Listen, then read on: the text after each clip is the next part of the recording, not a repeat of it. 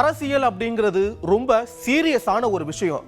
ஆனா அதை நாங்க அப்படி எடுத்துக்கிறது இல்ல. Welcome to the show. இது பாலிடிக்ஸ் பேசுறாங்க.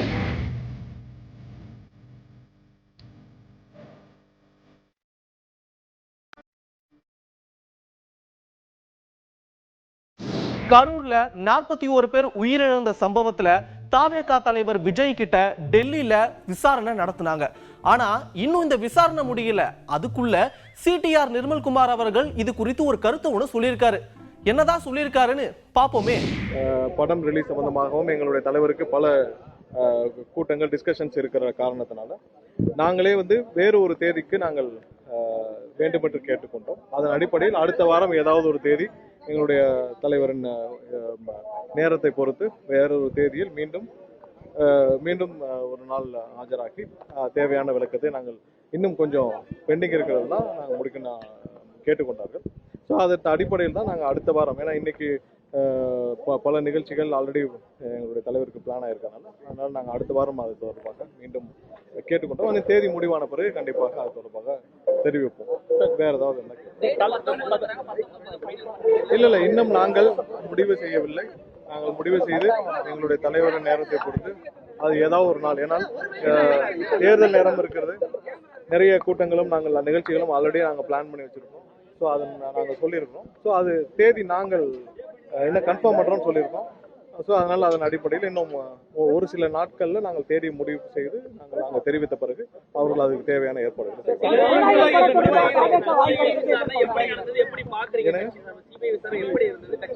இல்லை. இங்கே பாருங்க, எங்களுடைய தலைவருக்கு வந்தது விட்னஸ் சம்மன், எல்லாருக்கும் தெரியும். உள்ள நடந்த உள்ள என்ன நடந்ததுன்ற தெரிவிக்கிறது அது மாண்பாக இருக்காது. கரூர் சம்பவத்தை பொறுத்தவரை எல்லாருக்கும் நாங்கள் பல தடவை சொல்லிட்டோம்.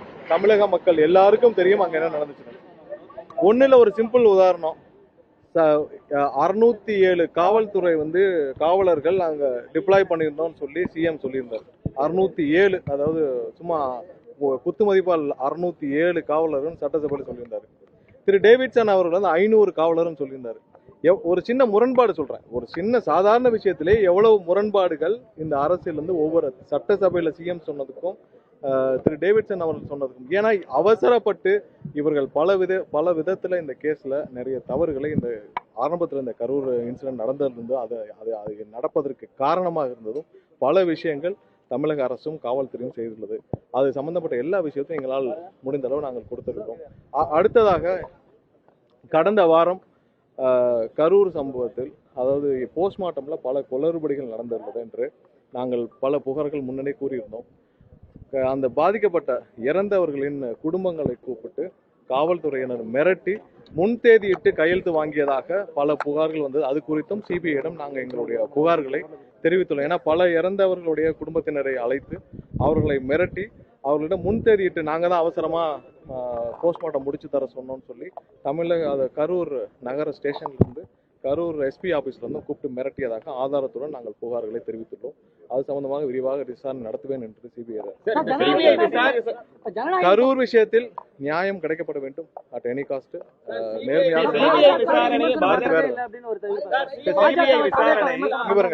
ஜனநாயகம் பொறுத்தவரை எங்களுடைய தலைவருடைய கடைசி படம் தமிழக மக்கள் அனைவரும், தமிழக மக்கள் ஒட்டுமொத்த திரைத்துறையினரும், இந்தியா மக்கள் முழுவதும் இதை பீஸ்ஃபுல்லாக எங்களுடைய தலைவருக்கு ஒரு நியாயமான ஒரு பீஸ்ஃபுல்லான ஒரு நல்ல படம், நல்ல ரிலீஸ் இருக்கணும்னு விரும்புகிறோம். படம் ரிலீஸ் ஆகட்டும், நீதிமன்றத்திலிருந்து வரட்டும், அதுக்கப்புறம் விரிவான உங்களுடைய கேள்விகள்.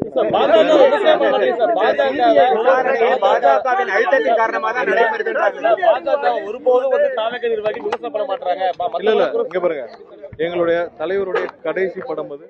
அதனால நாங்கள் இது சம்பந்தமாக நீதிமன்றத்திலிருந்து முடியட்டும், இன்னும் ஒன்னாவது நீதிமன்றத்தில் முடியட்டும், கண்டிப்பாக பேசணும். எல்லா ஒரே ஒரு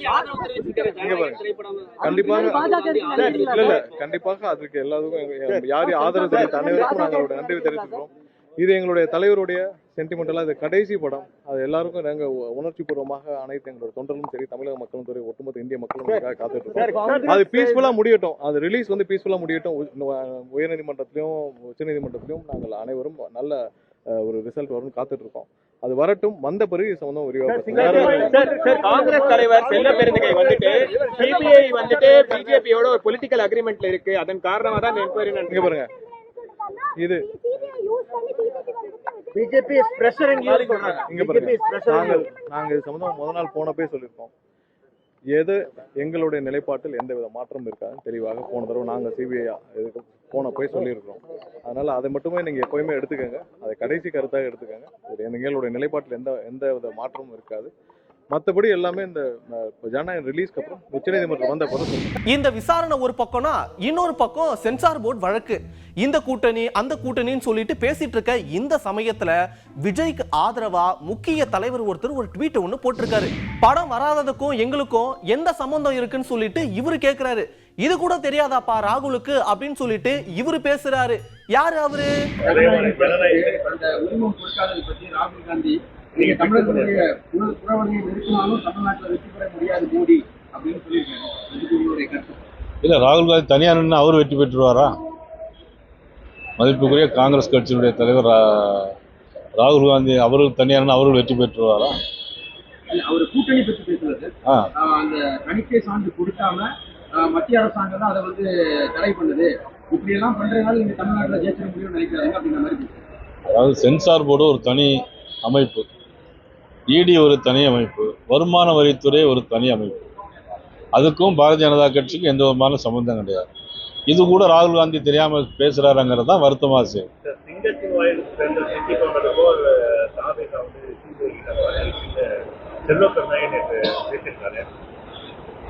இதன் மூலமா பாஜக அரசு அவர் கூட்டணிக்கு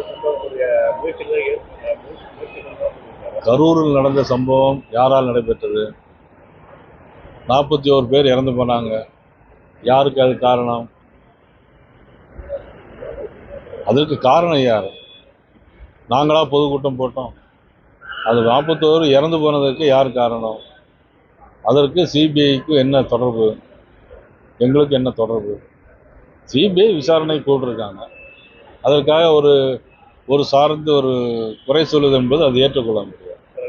பராசக்தி திரைப்படம் வந்து இந்தி எடுத்து பேசுற படமா இருக்கு. அது குறிப்பிட்ட அந்த படத்தை வந்து காங்கிரஸ் எதிராக நிறைய கருத்து சொல்லப்பட்டு காங்கிரஸ் வந்து எதிர்ப்பு குரல்கள் நிறைய இருக்கு. அதன் ஒரு தொடர்ச்சியாக தான் ஜனநாயகம் திரைப்படத்துக்கு ராகுல் வந்து ஆதரவு தெரிவிக்கிறார். பராசக்தி பழைய படத்தை சொல்றீங்களா, புதிய படத்தை? இல்ல, நடிகர் சிவாஜி கணேசன் நடிச்ச அந்த படம் சொல்ல இல்லையா? அந்த படமே தணிக்கை வரும்போது அன்றைக்கு இருந்த காங்கிரஸ் அரசாங்கம் வந்து அதுக்கு தணிக்கைக்கு மறுப்பு கொடுத்துருந்தாங்க, அதுக்கு எதிர்ப்பு தெரிவிச்சாங்க. அதுக்கும் இதுக்கும் எந்த விதமான சம்பந்தம் இல்லை. திரைப்படத்தை திரைப்படமா பார்க்கக்கூடிய சமயத்தில் வரக்கூடிய ஒவ்வொரு படங்களுக்கும் அரசியல் சாயம் எந்த அது நியாயம்னு நாங்கள் சொல்லவே இல்லையா. சென்சார் போர்டு அதனுடைய அமைப்பு நீதிமன்றத்துக்கு போனாங்க, மேல்முறையீடு போயிருக்காங்க. அது குறித்து எதுக்காக அது ஒரு அரசியலாக்குவது அது சரியான போக்கு. என்னப்பா சித்து பிராங்க், ராகுல் பிராங்க் அப்படின்னு சொல்லிட்டு தேமுதிக பொதுச் செயலாளர் பிரேமலதா விஜயகாந்த் கடலூர்ல ஒரு பிராங்க் பண்ணாங்க பாருங்க. அது வந்து 1 நம்பர் பிராங்க்னா அதுதான். 1 லட்சம் பேரை கூப்பிட்டுட்டு நாங்க வந்து கூட்டணிலாம் உறுதி பண்ணிட்டோம், ஆனா அப்புறமா சொல்றோம் அப்படின்னு சொல்லிட்டு சொல்றதுக்கு இவ்வளவு பெரிய கூட்டமா அப்படின்னு சொல்லிட்டு தொண்டர்கள் எல்லாருமே ஷாக் ஆயிட்டாங்க. இப்போ பொங்கல் விழாவும் கொண்டாடி இருக்காங்க. இந்த பொங்கல் விழாலையும் தை பிறந்தால் வழி பிறக்கும்னு சொல்லிட்டு அதே டீயை ஆத்திருக்காங்க. 9ஆம் தேதி கடலூர் வேப்பூர் பாசார் கிராமத்திலே நடந்த நமது மக்கள் உரிமை மீட்பு மாநாடு மிக பிரம்மாண்டமான மகத்தான மாநாடாக வெற்றி பெற செய்த அனைவருக்கும் தலைமை கழகத்தின் சார்பாக, தலைவர் சார்பாக என்னுடைய பணிவான வணக்கங்களை, நன்றிகளை, பாராட்டுகளை இந்த நேரத்தில் நான் தெரிவித்துக் கொள்கிறேன். நான் ஏன் இதை சொல்றேன் உங்க எல்லாருக்கும் தெரியும். இன்னைக்கு மற்ற கட்சிகள்லாம் எவ்வளோ வந்து வண்டி கொடுக்குறாங்க, சாப்பாடு கொடுக்குறாங்க, காசு கொடுக்குறாங்க, புடவை எல்லாம் தராங்க, தப்பு ஒன்றும் கிடையாது. ஆனால் தேசிய முற்போக்கு திராவிட கழகத்தை சேர்ந்த கடைகோடியில இருக்கின்ற நமது தொண்டரும் தனது சொந்த செலவில் வாகனங்களை அமைத்து அவங்களே வழிநடுக்க சமையல் செய்து வீட்டில இருந்து சாப்பாடை கொண்டு வந்து அவ்வளோ உற்சாகத்தோடும் நம்பிக்கையோடும் பங்கேற்ற எல்லாருக்கும் தலைவர் சார்பாக hats off to you, hats off to you, hats off. ஏன்னா இந்த தேசிய முற்போக்கு திராவிட கழகத்துக்கு இந்த வரலாறு என்னைக்கு உண்டு. எல்லாரும் என்னென்னவோ பேசுறாங்க, உங்களுக்கு தெரியும். கேப்டன் இன்னைக்கு இல்ல, கேப்டன் இல்லாத போய் இந்த கட்சி தான், அவ்வளவுதான் அவ்வளோ ஒன்றும் பெருசா கூட்டம் கூடாது அப்படின்னு பேசுற அத்தனை வாயோ அடைத்து நாங்க என்னைக்கும் கேப்டனுக்கும் தேமுதிகவுக்கும் அந்நியாருக்கும் துணை நிற்போம் என்று சொல்லி அங்க வெற்றி வீரர்களா வந்து கலந்து கொண்டீர்களே, இதற்கு ஈடு இணை எதுவுமே கிடையாது. அதனால சொல்றேன், அந்த வெற்றி நான் எப்பொழுதும் சொல்ற மாதிரி உங்கள் வெற்றி, தேமுதிகவின் வெற்றி, நமது வெற்றி. அந்த வெற்றிக்குரியவர்கள் நீங்கள் தான் என்பதை இந்த நேரத்துல இந்த பொங்கல் நாள்ல பெருமையோட நான் சொல்ல கடமைப்பட்டிருக்கேன். சபா எப்பதான்ப்பா கூட்டணி சொல்லுவீங்க? தை மாசம் பிறக்க போது நான் ஏற்கனவே சொன்ன மாதிரி தை பிறந்தால் வழி பிறக்கும். உங்கள் எதிர்பார்ப்பு எதை நீங்க எல்லாரும் நினைத்திருக்கிறீங்களோ அந்த மகத்தான கூட்டணியும் தேசிய முற்போக்கு திராவிட கழகம் உறுதியாக அமைக்கும் என்பதை இந்த நேரத்தில் உங்ககிட்ட நான் சொல்றேன். மற்றவை அத்தனையும் மீண்டும் தலைமை அலுவலகத்துக்கு மாவட்ட செயலாளர்களை அழைத்து பேசுவோம். அதற்கு பிறகு தலைமை எடுக்கும் முடிவை பத்திரிகை நண்பர்களாகிய உங்களை அழைத்து நிச்சயமாக தலைமையிலிருந்து அதிகாரப்பூர்வமாக அறிவிப்போம் என்பதை இந்த நேரத்தில் நான் தெரிவிக்கிறேன். தமிழ்நாடு நீலகிரியில ஸ்கூல்ல நடந்த ஒரு பொங்கல் விழாவில் எதிர்க்கட்சி தலைவரான ராகுல் காந்தி பங்கேற்றிருக்காரு. அது மட்டும் இல்லாம அவரு தமிழ்ல பொங்கல் வாழ்த்து சொல்லி கைத்தட்டு வாங்கினது மட்டும் இல்லாம அங்க இருக்க ஸ்டூடெண்ட்ஸ் உடைய கேள்விக்கெல்லாம் பதிலும் சொல்லியிருக்காரு. Thank you, student. Happy Pongal. Same to you. Happy Pongal. One more wish, sir. One more request. Can we all wish them Happy Pongal, sir? In Tamil. Can you repeat after me, sir? இனிய பொங்கல் நல்வாழ்த்துக்கள். Wow, that was what was that? திமுகலையும் நல்லவங்களாம் இருக்காங்க, மனசாட்சி உள்ளவங்களும் திமுகல இருக்காங்க பாரு அப்படின்னு சொல்லிட்டு பாஜகவுடைய முன்னாள் மாநில தலைவர் அண்ணாமலை சொல்லியிருக்காரு. ஏன் சொல்லியிருக்காரு, எதுக்காக சொல்லியிருக்கான்னு பாப்போமா?